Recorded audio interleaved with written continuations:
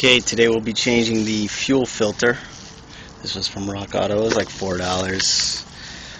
Yeah, no, and then they were shipping, so that's kind of not really an accurate price. But we'll be changing the fuel filter on a 1993 Geo Metro XFI. Working on this luxury automobile here.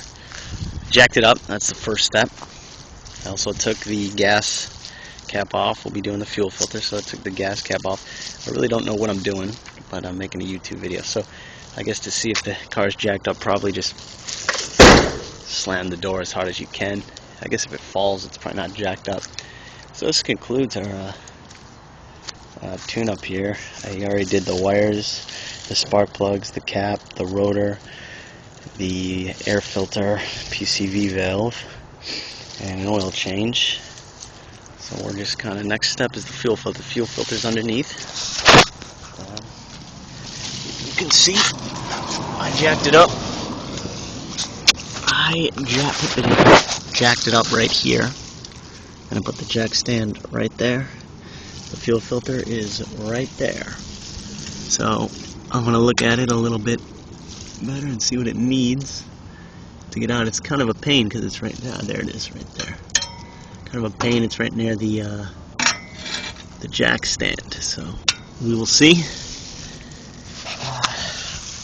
So press.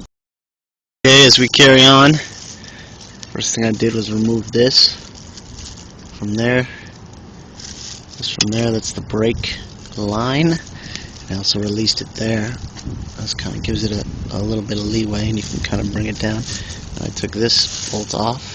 I think it's 10 millimeter. So it's getting there. So that is this brake line kind of can help you get to it a little bit better. And then there's another one on this side.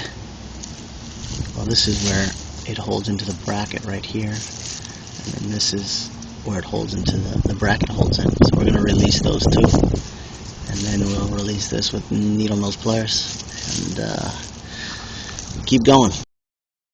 Okay, so we carry on. The next step we did was release the other side of the bracket, and then release this bolt right here that was holding the bracket on. Now the bracket should come off. Yeah, there we go. That's it, it's free. Now we're going to take this thing off. The fuel filter is like a loose tooth now. I'm going to take some needle nose there, and I guess some needle nose on the top, and put it back in. Put the new one on. This is where it probably gets messy, as fuel is going to be everywhere. Needle nose pliers. As you can see, I slid this back,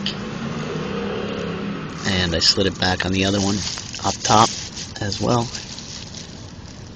And now we're going to pull it off and, I guess, quickly put the other one on. The best way was to pull the actual clip forward, and then I put a screwdriver in there, just all around it. It was really tough. Same thing with the top. Okay, so we got it. The top one is the one you really don't have to worry about. It doesn't really leak out of that one. It leaks out of the bottom one. As you can see, I put the new one on already, and always good to have a bucket. Hot water gallon. As you can see, we're leaking already. Fuel's been in here about a year. We got the new one on there. Doesn't seem to be leaking yet, but as you can see, the top